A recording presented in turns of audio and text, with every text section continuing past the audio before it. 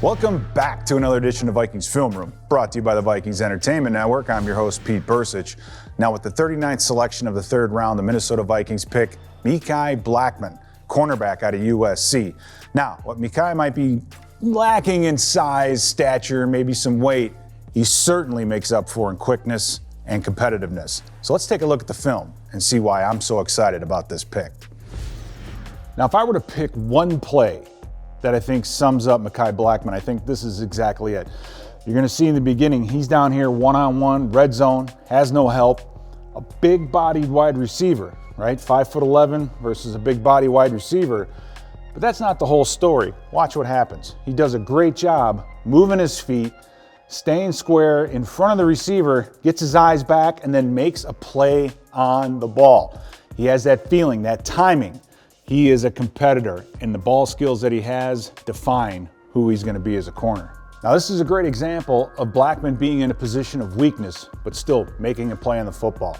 In this case, he's outside shade of this wide receiver, and his responsibility is to squeeze this guy all the way across the field, but he's still able to stay on top. But once the ball's in the air, he's making it his own. He goes up like a wide receiver to bring that thing down. So the ball skills of the DBs are so important, this guy can do it. All right, another example of Blackman working against a big-bodied wide receiver. In this case, I believe it's tight end down here on the bottom. This is a simple route, but watch what happens with Blackman. As they get to the top, that tight end uses that long arm to push him off, but he's able to put that foot back in the ground, know what's coming, but watch this burst. Boom, right to the ball, not to the receiver. Go find the football, makes the interception. This guy is a really, really good football player.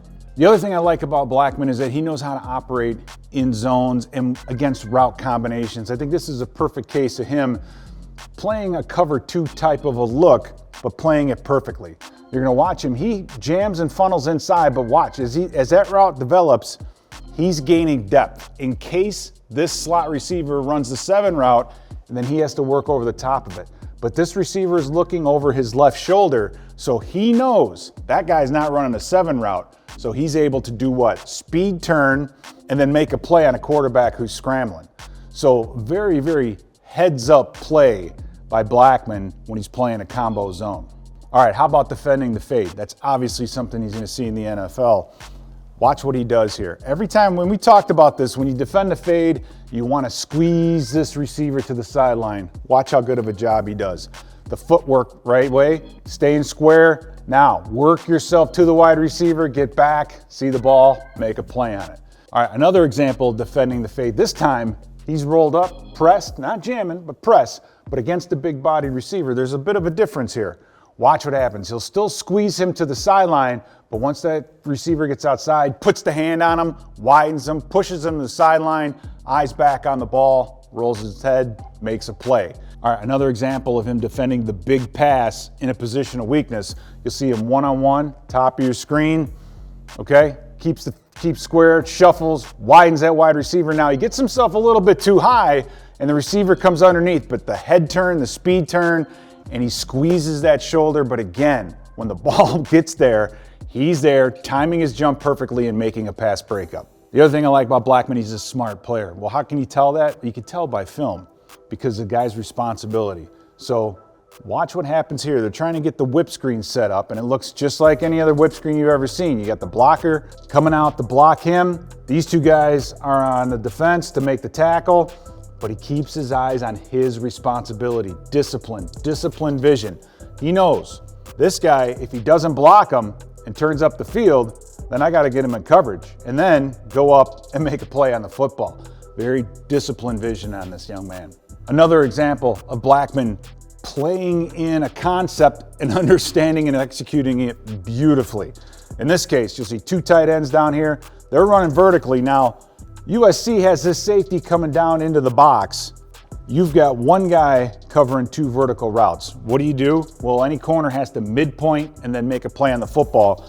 Watch his body position. He starts to work himself in between the 2 verticals, always there right when the ball gets to the receiver. His timing, his ball skills, fantastic. I love how this kid operates in zone concepts.